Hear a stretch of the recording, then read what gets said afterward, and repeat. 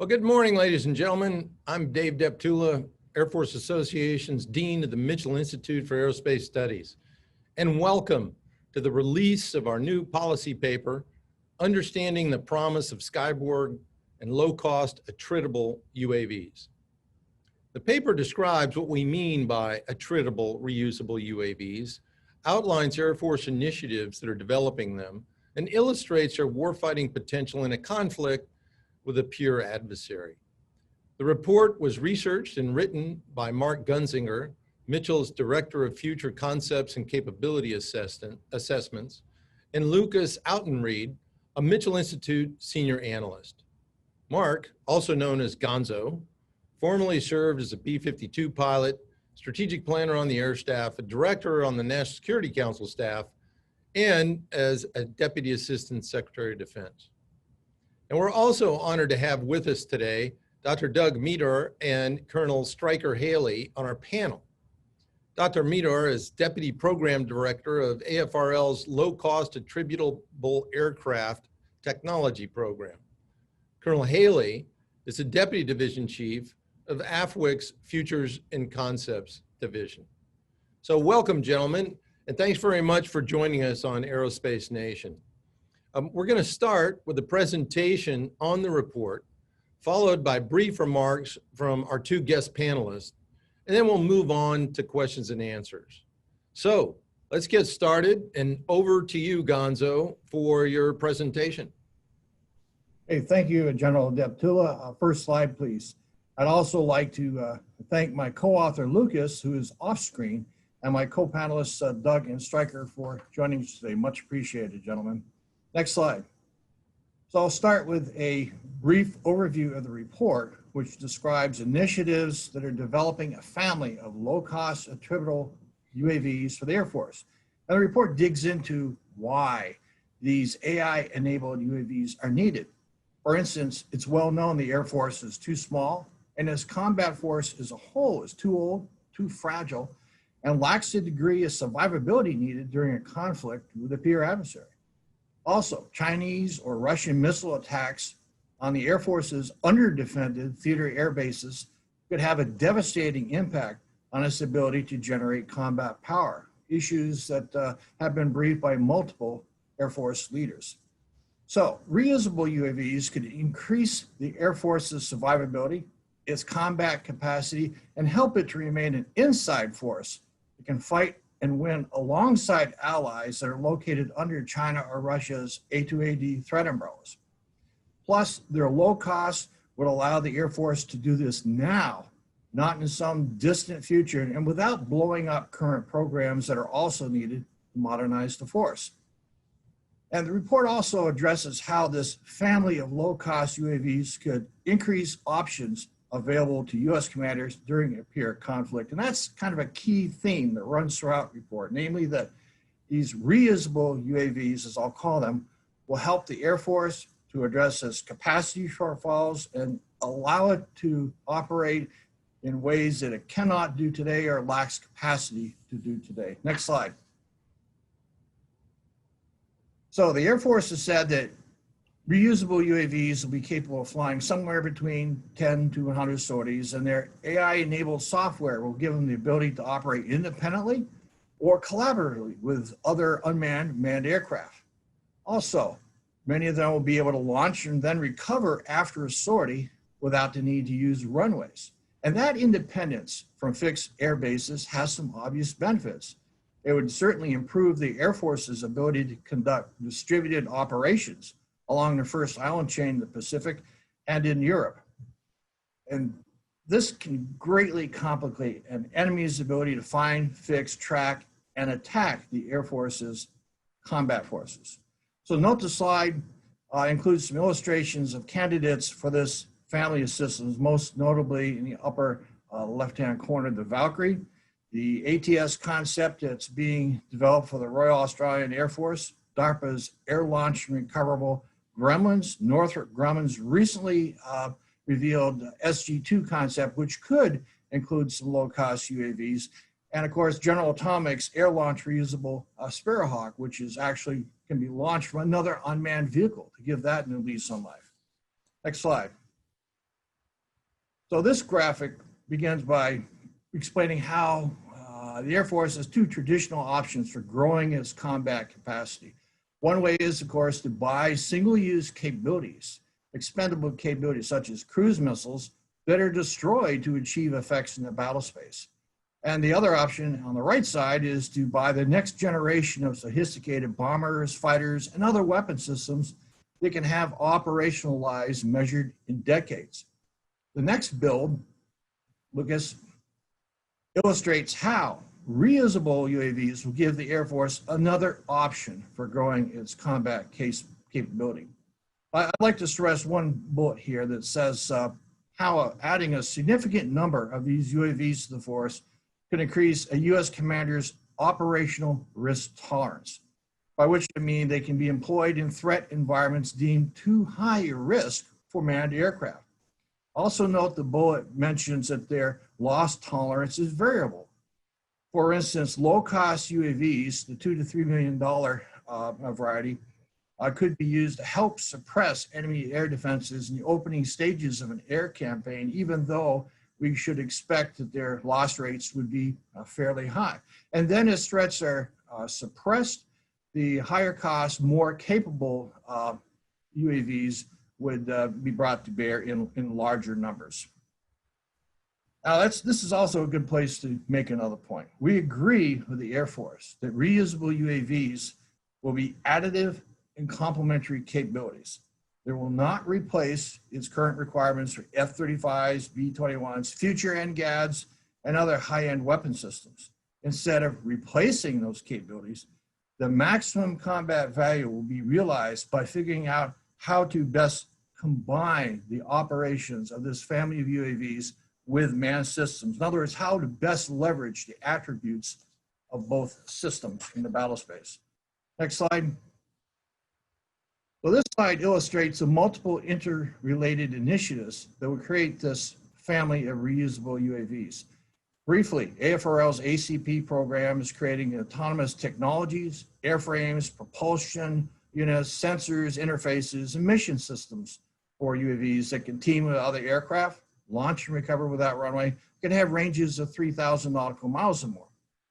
LCAT, represented by the upper left-hand quadrant, is providing the vehicle concepts, methods, and tools for designing reusable UAVs. And LCAT includes the low-cost attritable strike demonstration JCTD that developed the Valkyrie, as well as the low-cost attritable aircraft platform sharing program, which is focused on delivering in the near term 2 UAV variants that are derived from a common system architecture that share core features similar to the Valkyrie's modular design approach. Finally, Skyborg in the lower left-hand quadrant, which is one of 3 Air Force Vanguard programs, is integrating a core mission system and suite of services with multiple low-cost air vehicle systems, each of which will be designed to perform one or more missions. Next slide. So in our report, we also offer a brief comparison of the costs and some of the performance attributes of potential reusable UAVs with a mature manned weapon system such as an F-16 fighter. I'm just going to quickly stress one point on this slide. When we talk costs, it's important to understand that the life cycle costs of reusable UAVs should also be far less than the life cycle costs of manned aircraft. And that's because of their limited operational lives. They're not going to require expensive depot maintenance, life extension programs, and other investments that are typically required to keep traditional combat aircraft in the force for many years. Plus, they're not going to need to fly as frequently to support training operations, which can, again, reduce operation support funding required by the systems. Next slide. I mentioned modularity, and this illustrates the potential modularity of reusable UAVs, again, using the Valkyrie as an example. One of the Air Force's objectives is to create an open architecture and modular reusable UAV designs that will allow it to take advantage of other DoD programs that are developing autonomous systems. Now, today, the Air Force lacks truly modular combat capabilities, both in terms of modular mission systems and software packages They don't have, our current weapon systems don't have the ability to quickly change modular mission systems between sorties. And having that capability would increase the Air Force's operational flexibility. Its ability to quickly recompose the force between sorties to meet changing mission needs. Furthermore, reusable UAVs capable of accepting new modular hardware and software payloads as they are developed would improve the Air Force's ability to continuously innovate and compete with peer adversaries as required by our national defense strategy. Next. So the next two slides are going to touch on how these capabilities can increase the Air Force's survivability and lethality. Even though the Air Force has long prioritized fielding 5th-gen stealth fighters and bombers, the vast majority of its combat force still consists of legacy non-stealth systems. Reusable UAVs in the near term could help the Air Force to significantly increase its survivability. And that's what this slide shows. For instance, these UAVs could be penetrating ISR platforms capable of actively or passively detecting threats and then securely relaying information to other unmanned or manned programs. They could also be reusable decoys or emit to stimulate enemy defenses, so they activate their sensors and otherwise react in ways that would reveal their locations and open them up to an attack. And some of these UAVs could have high-power microwave transmitters that are capable of disrupting or destroying vulnerable electronic systems and enemy weapon systems. The Air Force is already pursuing an expendable HPM cruise missile with the Navy. Having reusable systems that are capable of non-kinetically attacking scores of targets per sortie is exactly the kind of cost-imposing capability the Air Force needs and does not have today. Next slide. This illustrates how reusable UAVs could also conduct offensive and defensive counter-air operations teamed with manned aircraft or other unmanned systems. Now, the small white pull-out box in the upper left-hand quadrant shows how they could help extend the sensor and weapons range of air dominance fighters, maintaining their see-first, shoot-first advantage. Other reusable UAVs could support fighter sweeps to suppress air-to-air threats in advance of penetrating bomber strikes. They could support persistent combat air patrols, and they could protect vulnerable, high-value aircraft such as tankers that are critical to a fight, as shown over on the right-hand side of the slide. Now, the Air Force now lacks capacity to conduct all these missions in a fight with the peer, partly because of past duty decisions to forego or prematurely end production of new counter-air capabilities, such as the F-22. And these examples also illustrate how reusable UAVs could free up 5th-gen fighters for strikes and other missions so they can go on the offensive. Again, the force multiplying potential. Next slide. So I'll wrap up by summarizing key insights and recommendations from our report. We recommend that the Air Force should proceed to buy low-cost air UAVs in significant numbers. Increases combat capacity, lethality, and survivability. And these will be complementary force multiplying capabilities, not replacements for F-35s, B-21s, and other advanced stealth aircraft that are absolutely needed to maintain the Air Force's, our nation's advantage over peer adversaries. But given their modest payloads, these UAVs might have the greatest combat value if used for non-kinetic missions, such as electromagnetic warfare, persistent C2ISR, and other operations that could really take advantage of their force multiplying potential. Next slide. Also, the low cost and modularity, as I mentioned earlier, would improve the Air Force's ability to rapidly innovate and operationalize advanced technologies, get them into the hands of warfighters faster than it can do today. Now, the last two bullets, the Air Force clearly should experiment to explore the full value of these UAVs, quickly field prototypes, get them into the hands of the operators so they can experiment with them and come up with new use cases that we haven't even thought about today. The Air Force should also assess logistics, other requirements needed to operate a large number of these systems from distributed theater locations. We think both of those latter bullets, last two bullets, should be a prerequisite for fielding reusable UAVs in large numbers. Next slide. Well, that's the last slide. General Deptula, back to you. Yeah, thanks very much, Gonzo, for that excellent rundown and summarizing a lot of work in a pretty succinct manner. So let's hear from our panelists first before we jump into comments. So Dr. Meador, over to you.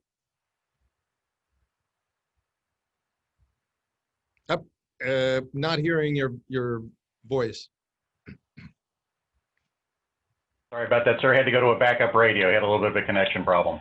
Really appreciate the opportunity for, from the lab perspective, to be able to bring the technology angle to this new class of aircraft and marry it up with the policy and the future concept design angle. So I'm really glad that we're here with Gonzo and Stryker, and I know they can tell a lot better story on the operations of these better than I can. But from that having said, and after Gonzo's presentation, I'd like to give just a little bit of historical context of how we got here. While he was the CFAQR, the late Dr. Dave Walker, he gave AFRL, both the Aerospace Systems Directorate and Materials and Manufacturing Directorate, the direction that really formed the basis of what LCAT became. And it was really centered around just a few things. First was then the cost trajectory that we were on for combat aircraft. Everyone has seen the Norm Augustine's law that he came up with back in the 80s that said by the year 2054, the whole DoD budget buys one airplane. That sounds like hyperbola, but if you map out what's actually happening, it could come true. So he set us out to say, start building airplanes. We're never going to stop building high-end airplanes, but we need to look at the entire mission, the entire spectrum of performance, and be able to still procure high-end aircraft, but we need to be able to augment them with a class of aircraft that's inexpensive to buy and can be designed and built very quickly. So he gave us the second go-do is, shorten the time from the concept of what a weapon system should be to get it to flight. And so far we've showed a little bit of success doing that. And really to change the philosophy of how we buy aircraft. We're not going to stop buying high-end aircraft that we own for years and years. But this class of aircraft, we're looking at being this a completely different acquisition model that that lets us, buy it quick, use it for a while, dispose of it when we're ready to move on to the next version. We don't think these aircraft should ever see depot maintenance. So we're really changing the entire life cycle approach that we've taken over the years. So since we've gotten that go-do from Dr. Walker back in 2014, we've worked across industry, including both traditional and non-traditional vendors. And the real big takeaways we've gotten through all this work in a variety of areas is, teaming these vehicles with manned systems like Gonzo described really gives a combat commander more choices for application of force. Going back to that attritable spectrum chart that he put up.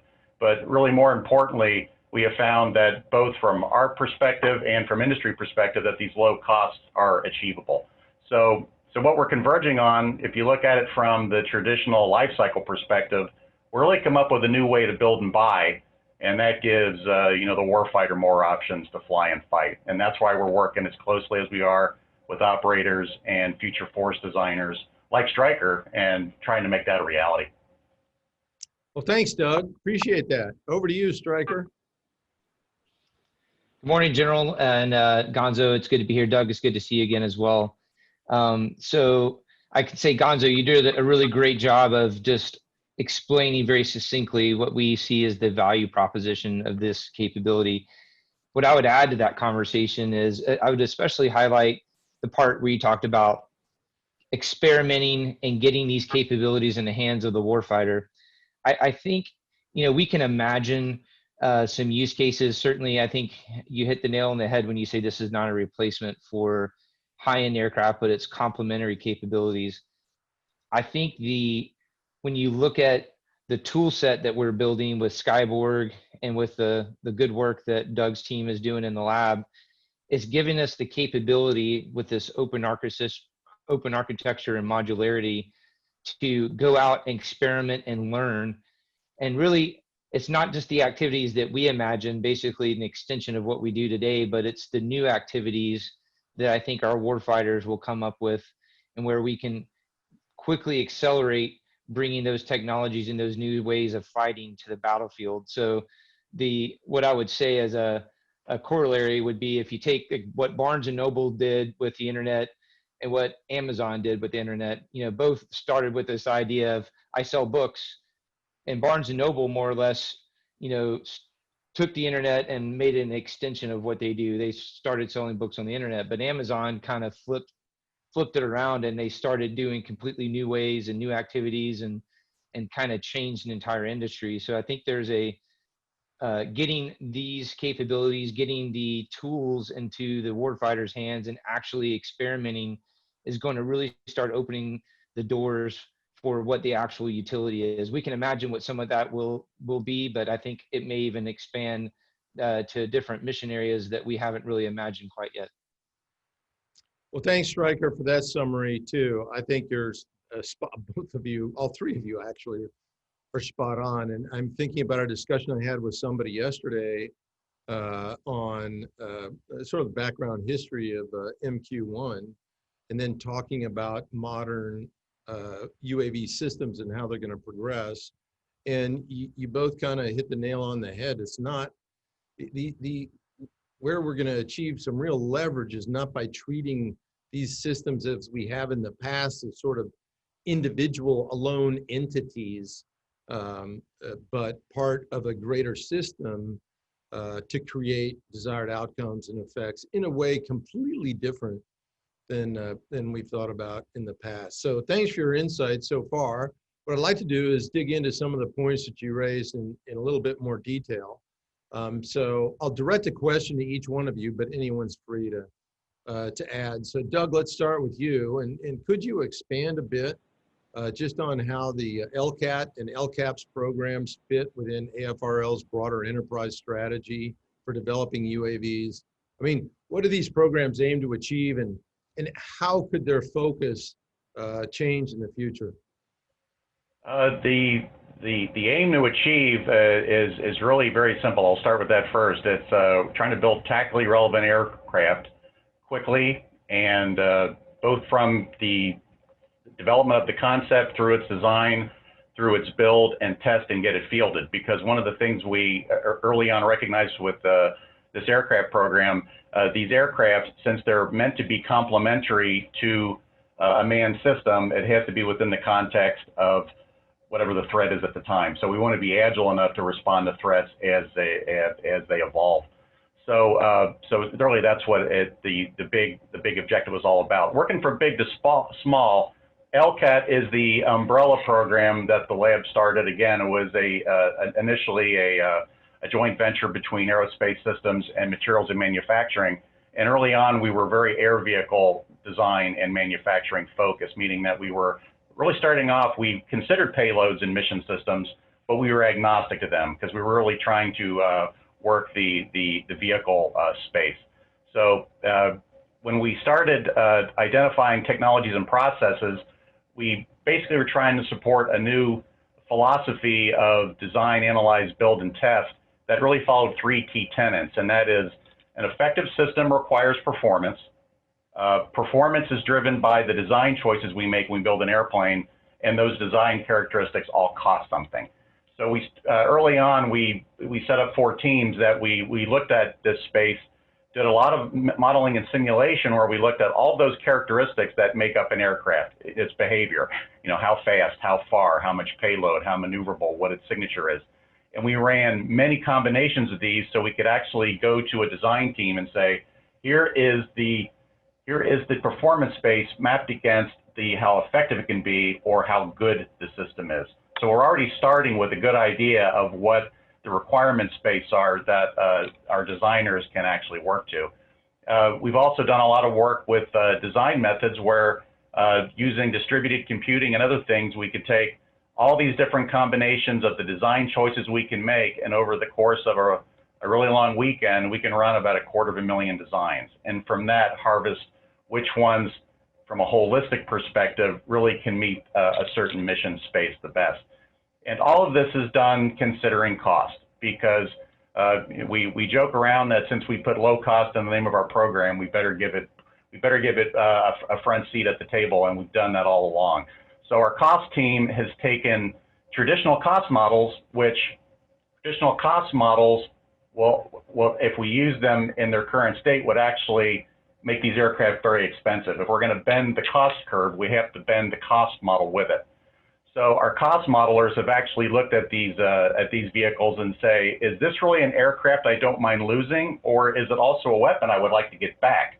There's a lot of high-end weapons like JASM and ALCM and things like that, that there are cost modeling approaches that work there that we think we can bring into this aircraft cost model approach that would actually give us an ability to be able to define from a cost perspective where we can work in the mission space and from the perspective of performance. So, and that's really the XQ-58 program that Gonzo mentioned, that was performed in the LCAT program. That was one of our prime deliverables from Kratos, who built the aircraft, was all of the cost data. So our cost data is getting better and better for this class of airplane. We're also working a lot of design for manufacturing. You know, when we look at the cost models that we're developing, we're finding what the center of gravities are and what we can do about getting those cost centers down in terms of reducing labor and the processing time to build these aircraft. It's kind of funny, one of the best predictors of aircraft cost is weight. And with the current cost models we have, we're essentially restricted to the only path to cheaper is to get lighter. So we're leveraging commercial processes for things like additive and textile manufacturing to drop that price per pound cost estimating relationship way down, so we can, again, work to cost targets. Instead of developing systems that have a cost is actually the key performance parameter that we start from, that we try to squeeze the most performance out of. So we've done a lot of this work in-house at AFRL. We've worked across industry partners and really trying to build a more complete technology story for attritable and reusable. Now, that's all on the technology maturation side. On the advanced demonstration side, we've talked about the LCASD JCTD. That's the program that designed, built, and tested the XQ-58, done in partnership with Kratos UAS under LCAT. And really, that effort was an inflection point in the development of attritable and reusables, because we've proven that we can build a high-performance aircraft for these cost targets. And our program, we owe an awful lot to Mr. Earl Wyatt when he was at ASD R&E for funding that JCTD, and equally as much to Kratos for their majority funding stake that got us not only an X-plane with a lot of experimentation and transition potential, but that quality cost data that I just mentioned that is making our ability to predict what these vehicles cost much, much easier.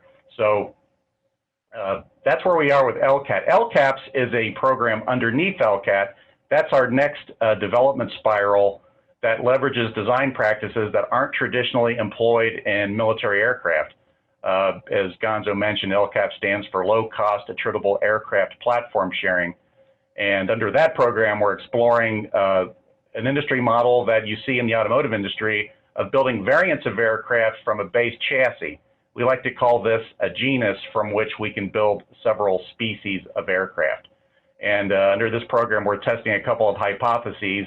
One is that you can build different species of aircraft with different speeds, ranges, payloads, doing different mission sets from that same genus.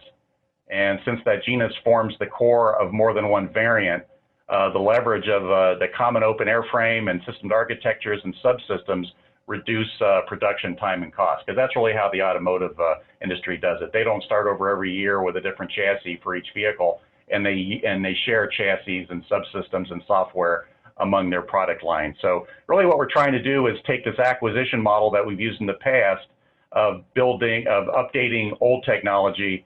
We're just going to build a product line mentality that we can frequently tech refresh or build new rather than tech update the old.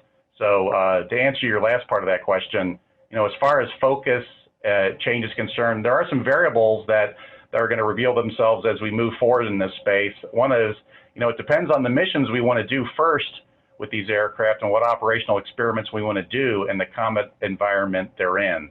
And another key thing to the technology development of these aircraft is, we need to know what type of agile basing concepts we want to execute, because whether we want to take these off from traditional runways or for using a runway independent approach, that has a very strong effect on design spaces and cost and things like that. So as we're going forward, that's something that we're watching very closely.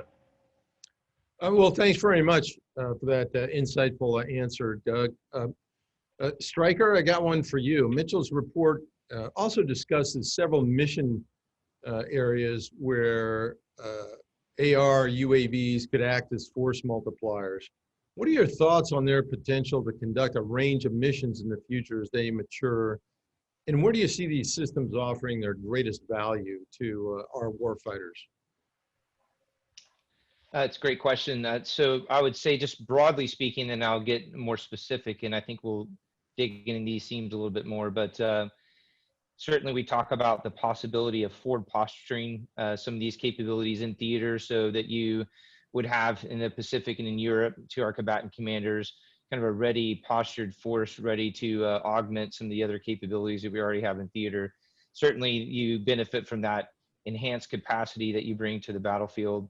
And then an important part, maybe we'll talk a little bit more later, is when you start looking at closely at the ranges that are capable. If you look at the Kratos prototype, high 3,000 nautical mile kind of radius, if you compare that to a typical fighter, I'm starting to look at having theater effects potentially without having to hit a tanker. And, when we're trying to force project over large pieces of airspace, tankers and gas ends up becoming a real bounding factor for us. So when you start taking a system that can bring effects without taking tanker gas, that becomes pretty powerful. In terms of specific, what we see as potential, at least initial use cases until we get in the warfighters' hands and they tell us something that's smarter than what Stryker came up with. Certainly using some passive sensors air-to-air wise to extend our ability to see, so we can have our longer range missiles and weapons be able to hit their targets and be able to do some of that target out a little bit earlier. Certainly as ABMS starts to mature, it's, we're kind of in a scrum approach with ABMS. It's platform agnostic. At some point, we'll need platforms that will do some of these tasks. So certainly when you start talking about Gateway 1, comm nodes, when you start looking at things like alternate P&T sources, so if I'm going to in the future do something like chip scale atomic clocks, I have a more accurate atomic clock maybe back at a home base, but then I need to bring and carry on that timing signal into the battle space. A platform like this could be a part of that, what we would think of as a daisy chain into the highly contested environment. Certainly you can do something like that with navigation as well, with quantum enabled IMUs or something like that. So you see utility for daisy chaining P&T into the more highly contested areas. Certainly as we go into more open architecture, software defined capabilities, being able to do electronic attack and having multi-directional electronic attack is certainly useful. Gonzo did, note, when we at least conceptualized the UCAV version of this, a combat aerial vehicle, because they're the size, Doug's trying to keep it cheap so that they're only going to get so big and have so much of a payload, but there is still utility if you look at maybe man-machine teaming with 5th gen, and you have an F-35 that's perhaps doing a strike mission and isn't able to carry as many air-to-air missiles that it would like. You could certainly load these out with air-to-air missiles, have some additional magazine. You can use them for multispectral decoys, not just the platform itself, but perhaps to deliver expendable decoys. So again, thinking that Russian nesting doll model where I have this vehicle, it gets to the edge of the highly contested space, delivers a decoy maybe instead of a missile, and that starts to make it a little bit more difficult for our adversaries to target our other higher cost systems like your F-35s or NGAD in the future. So certainly decoys, EA, daisy chain, comm nodes, P&T, there's a lot of complementary mission sets that I think would enable our force to be a lot more lethal, bringing that additional capacity that we lack to the battlefield. Excellent, great insights. Gonzo, the Air Force's study of its future force structure, known as the Air Force We Need, assessed that it must grow by around 24% to 386 operational squadrons. How do AR UAVs fit into that future force design? As we're all well aware, the Navy's working through similar issues with how it counts uninhabited ships in its force structure. What do you think? General Deptula, excellent question. We're all aware that our Air Force is too small. It barely has enough capacity for a single war, much less fight a single war, say with China, defend the homeland, maintain nuclear deterrence, deter a second potential opportunistic aggressor, and maintain presence elsewhere. You stack all those force requirements up, and what's on the ramp today falls well short, which is exactly the case the Air Force and others have made for why the Air Force we need, which really is now for the Department of the Air Force, both the Space Force and the Air Force, should grow by at least 24%. So I think these reusable UAVs will give the Air Force a new option to grow. And they're also going to be a big step toward creating a future Air Force that is enabled by artificial intelligence. And it's time to get on with fielding that future force. And we're not going to have to wait 10 to 15 years to get them onto the ramp. That said, they're not a way to build the future Air Force on the cheap. They are reusable force multipliers. But let's remember that the attributes of fifth generation aircraft, their low observability, advanced sensors, integrated automated information processing and fusion capabilities, those are force multipliers too. And it's bringing together those force multipliers that's really going to get the synergy we need in the battle space. I'd actually like to hear Stryker perhaps extend on that a bit. Stryker? Yeah, you bet, Gonzo. I agree with you. You know, when we talk about moving from 312 to 386, you know, we have some fairly high fidelity modeling, and what you see there is just what you in that report is the theme that you have hit on a couple times is just a lack of capacity. You know, and the way you get to 386 is, you know, when we look at great power conflict and what it costs in terms of blood and treasure, you know, it's a hard fight, and we have to bring sufficient capacity to meet our strategic and operational goals. So what we're, you know, that number is based on, you know, our current program of record. As you know, what we're trying really hard to do on the air staff and in the concepts world is look at new ways of fighting that perhaps maybe I won't lose as many aircraft as I do right now in our current models on the ground or in the air, and maybe I can save some of those F-35 so that if I end up in another conflict or if I end up having to fight two simultaneous conflicts, that, you know, I'm not losing all my treasure in the fight. So that's what we see, you know, what we've been exploring in our modeling, our simulation, our wargaming with this kind of capability. As we talk about the force multipliers, you know, we find that, you know, generating these, and Doug, yes, we're looking for getting away from those fixed runways, generating that combat power on the inside, and then bringing these force multipliers into the battle space does increase the survivability of our current platforms. And that's just going to give our combatant commanders different risk options. So when you have an aircraft that's unmanned, I can exercise and leverage risk in a different way, operational and tactical risk. And then I can also, you know, preserve my force for the fight for another day. And those are the kind of concepts we're trying to tease out as we go to expanding the capacity of our overall force. Very good. I just would make a comment that 386 number, and people, when they talk about capacity, tend to overlook this, but that's at a moderate level of risk. That's not an assured capability, it's moderate risk. So you're really looking at it's sort of a medium, a baseline number. Okay, Stryker, just real quick, if you could, our report mentions that the greatest threat to the Air Force's ability to generate combat power forward in a potential conflict with China or in the South China Sea area is China's ability to launch air and missile attacks on the U.S. and our allied air bases in Japan and elsewhere along the First Island chain.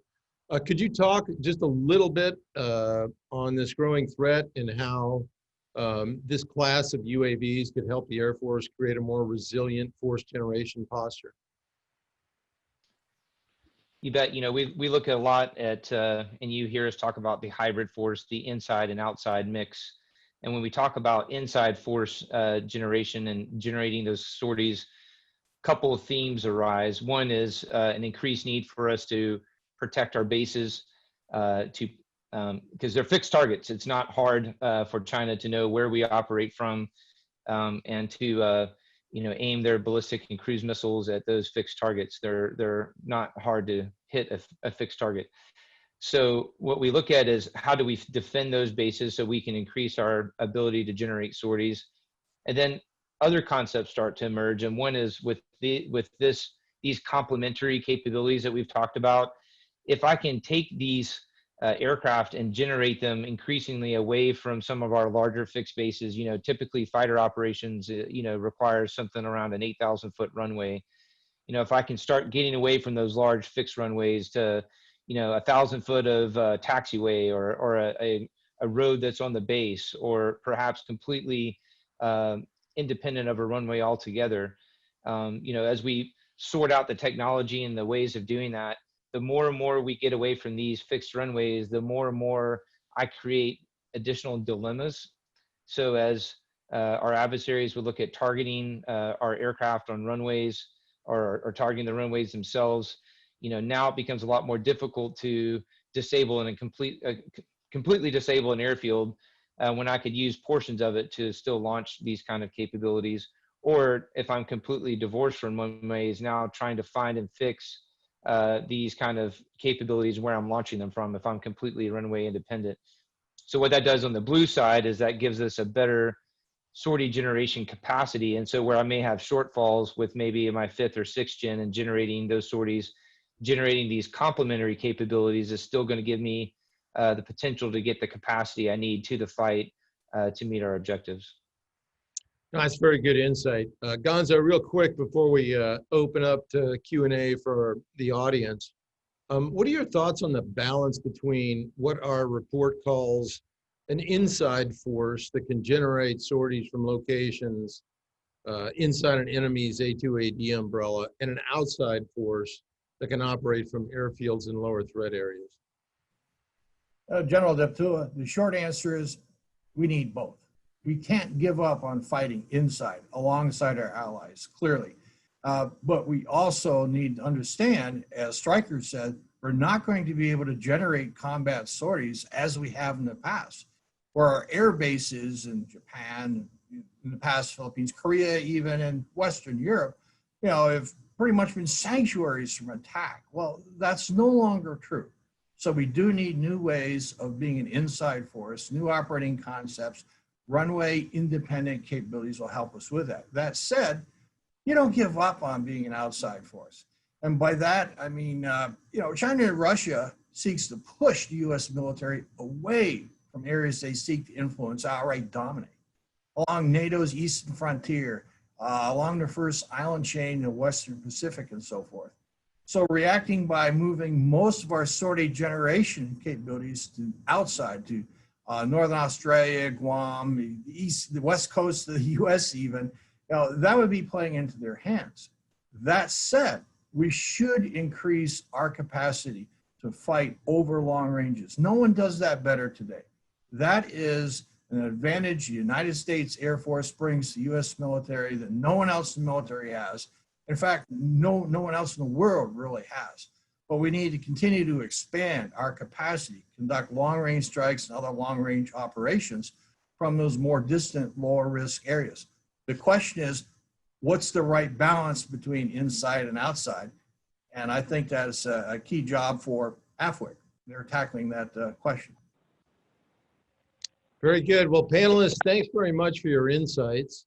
Your comments reinforce the need for planners, operators, the scientific and technology community and industry all to work closely together to create next generation force multipliers, such as the Valkyrie and the other aircraft that you mentioned.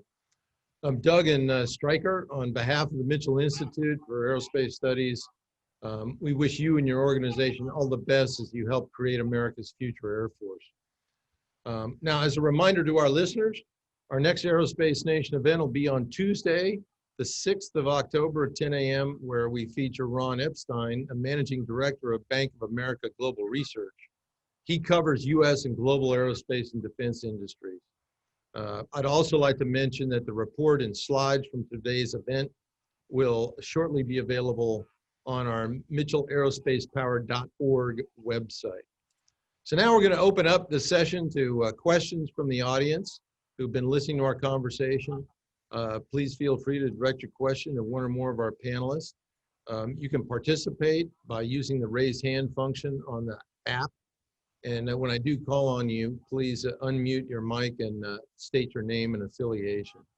So with that, let me take a look at hands. All right, let's go with Steve Trimble, please.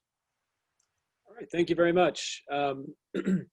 So I was, I think some of us were introduced to this concept under the title of loyal wingman.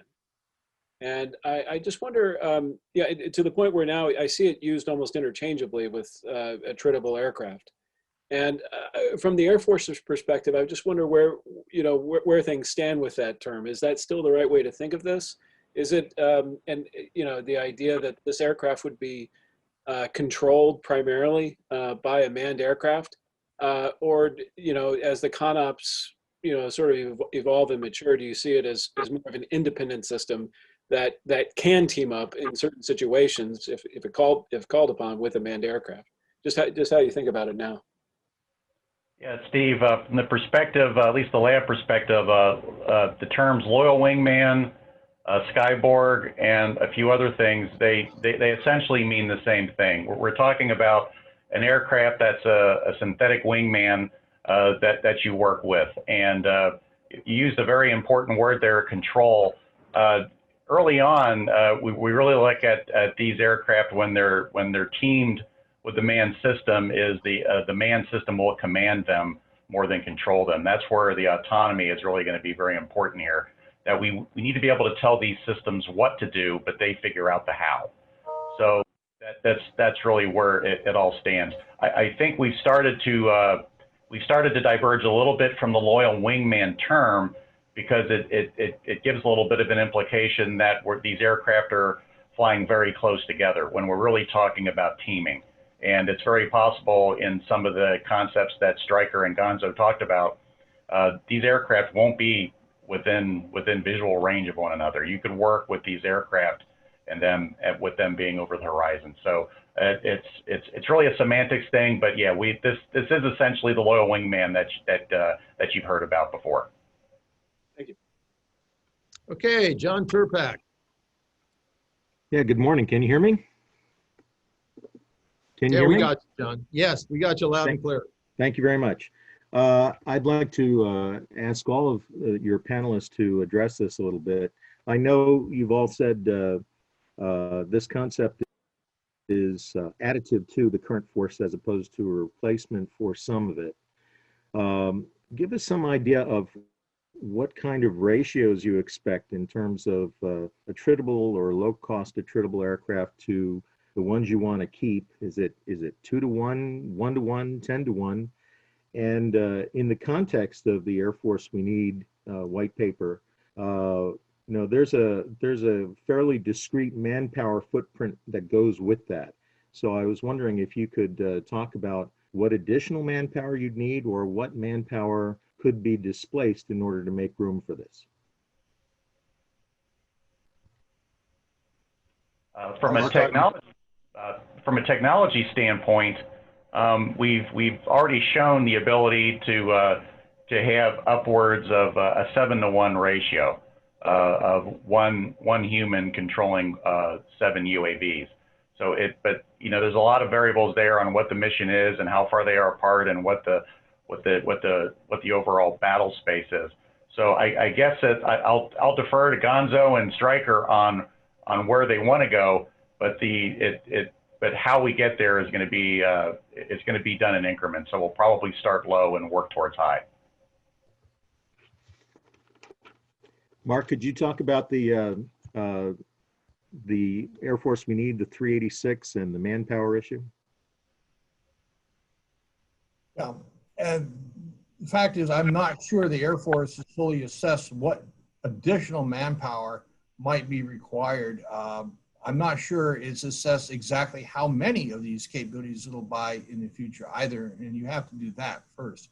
That said, I would tell you that with these attritable systems, they are going to require more than likely far fewer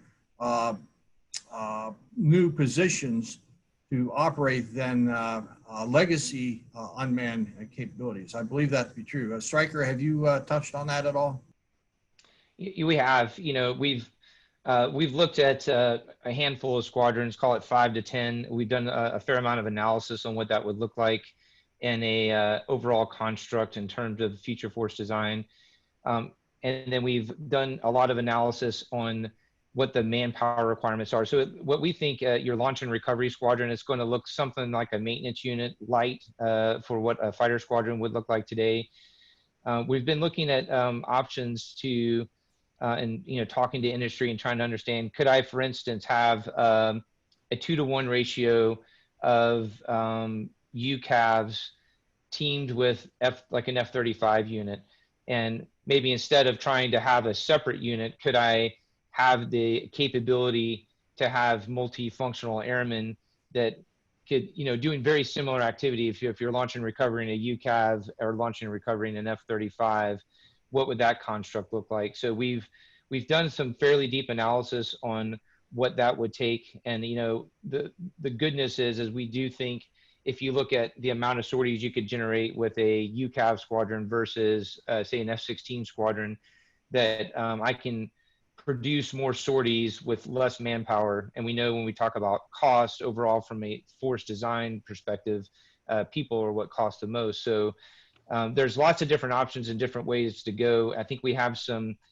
decent understanding of what that might look like, which goes back to this. It's so important for us to get these capabilities into the hands of the warfighter and start experimenting so we can validate some of these assumptions that we're making in some of our analysis and really try to begin to understand what it looks like. But I think we have a pretty good understanding of what a squadron composition might look like. Real quick, did the force we need calculus anticipate any of this? It did not include these kind of capabilities in the 386 number. So that's based off of what's current program of record in the Air Force with a couple minor additions. Thank you. The other two studies that accompany the Air Force we need that were also supplied to Congress did not add those in either.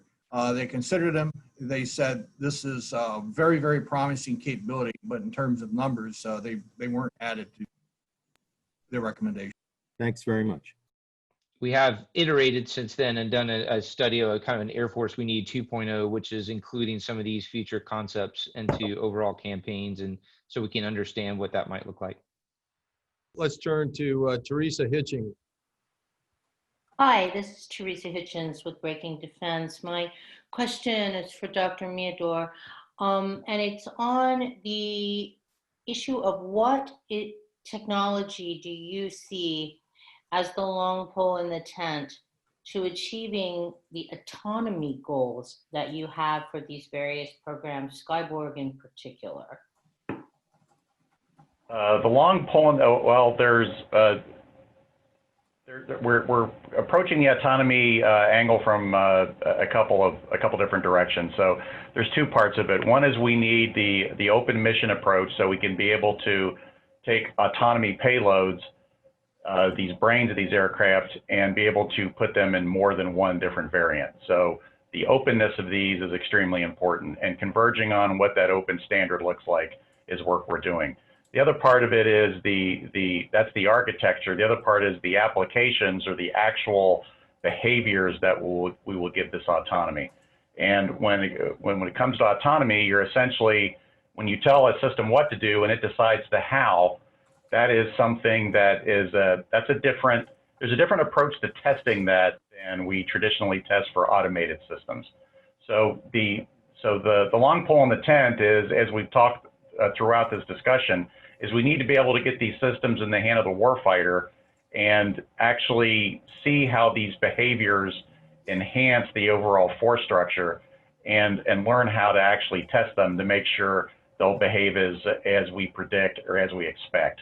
Because when it comes right down to it, if a four-ship Stryker can weigh in on this, if a four-ship of F-15s go out, the flight lead has a pretty decent idea of what 2, 3, and 4 are going to do. We don't want an autonomous system to start going open loop. So that whole verification and validation process, along the same sequence that we're developing what these architectures and applications are, that is going to be one of the most important linchpins that we have to get through. If I could add into that, there's I think it's something really important from kind of our perspective. Doug, I'll add on to you if I'm going to take this wingman out there, pretty much in our concept of how we employ right now anyway. What I have 2 and 4 do as my young, generally more inexperienced wingmen, I would say they deal with very bounded problem sets. And I think artificial intelligence, at least artificial narrow intelligence as we have today, is very good at bounded problem sets. When you talk about man-machine teaming, what humans are good at are unbounded and complex problems. So what I want to do is I want to leverage these autonomous capabilities for what they're good at, which is bounded problem sets, doing math, taking care of complicated things. That takes some of the tasks off of my plate and allow me as the human in the loop to make those risk decisions, to make those unbounded decisions in the fog and the friction of war. And I think when you start getting those bounded and unbounded task sharing, between machine and man, is where you're going to see an increased capability. To get there, we have to Doug's point, we have to teach these systems and we have to learn about these systems, and data becomes so important. And so what I would say, especially to members of Congress and people who are looking at these new capabilities, and it's really hard to understand, it's really ambiguous, it's not really clear cut. It's so important that we experiment and that we produce this data, and we need to consider the data that we're producing with autonomous systems as a strategic asset, because that's what's going to give us the potential, gain us the most leverage in the future for future capabilities. Hey, really well said, Stryker. We're coming up on the end of our hour, but I would think we have time for one more question. So let's go to Frank Wolf. Yeah, hi. Very interesting. And I just wanted to get going back to what you've already talked about in terms of the 386 squadrons.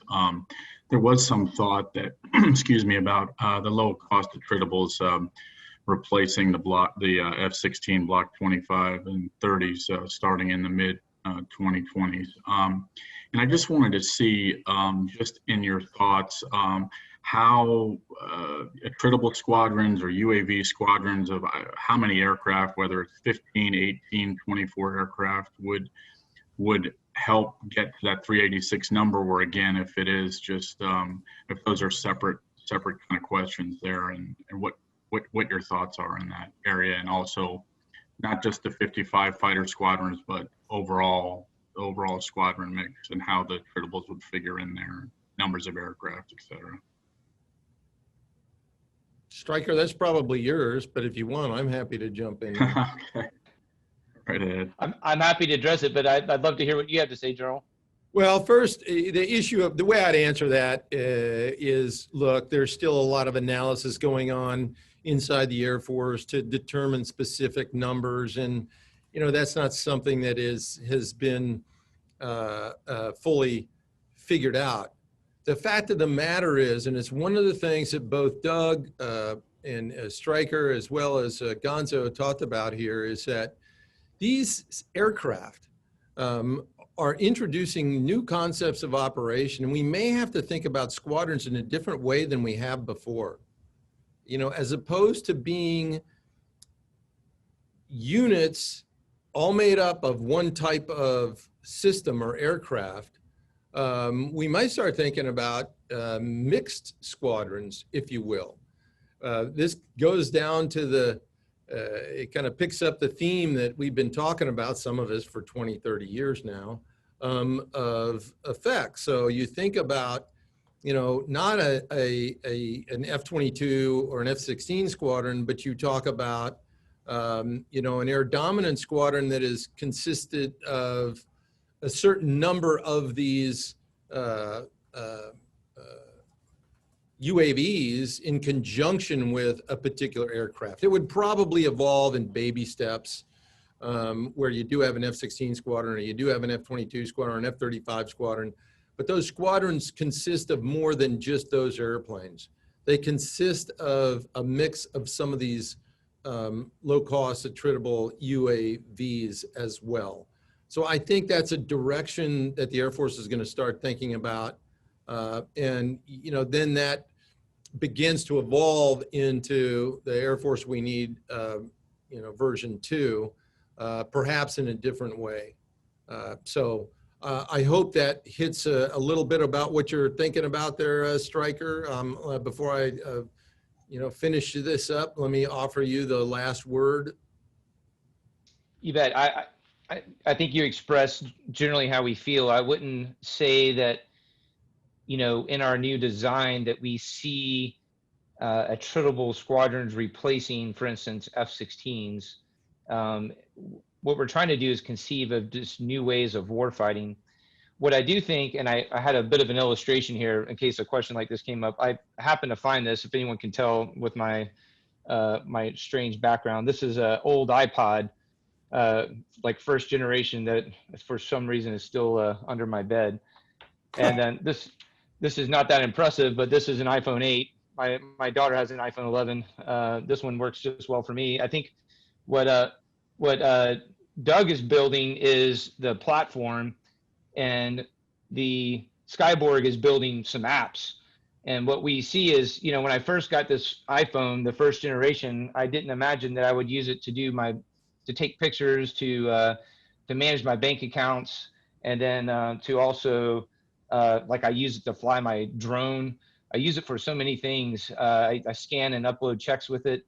What we see is, as we go into a more software-defined open architecture system, we see a lot of these capabilities adapting new responsibilities and bringing different effects, and that happening at the kind of the speed that you see perhaps like an iPhone. As I go through these new iPhones, I've got this platform and I've got new apps, I've got new capabilities. So we're going to see rapid iteration but gradual change over time until you have just a completely new way of fighting.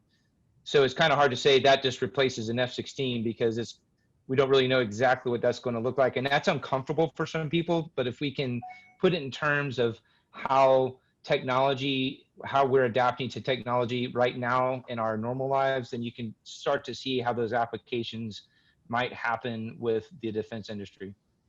Yeah, thanks for that, Stryker. And don't misunderstand me. I wasn't talking about having these things replace F-16s. I was talking about having them augment F-16s in what today we call F-16 squadrons. So again, which is why some of our analysis has looked at, combined squadrons and combining some of that. Yeah, these are essentially composite squadrons. I mean, we've got, as I mentioned earlier, 80% of the fighter force is 4th generation. So we're not going to flip a switch and all of a sudden shift that to 80% 5th generation or 6th generation. We're going to do it in a much more evolutionary fashion, of which these low-cost attritable UAVs will be a key element. Because this is real work that's being accomplished now. And I think it'll be the first step in a movement toward a very different looking Air Force in the mid 21st century than we saw in the even the late 20th century. So with that, ladies and gentlemen, we've come to the end of our Mitchell Institute rollout of understanding the promise of Skyborg and low-cost attritable UAVs. It was great to have Colonel Stryker Haley and Dr. Doug Meador with us today. Thank you both for joining us. And from all of us at Mitchell Institute, have a great aerospace power kind of day.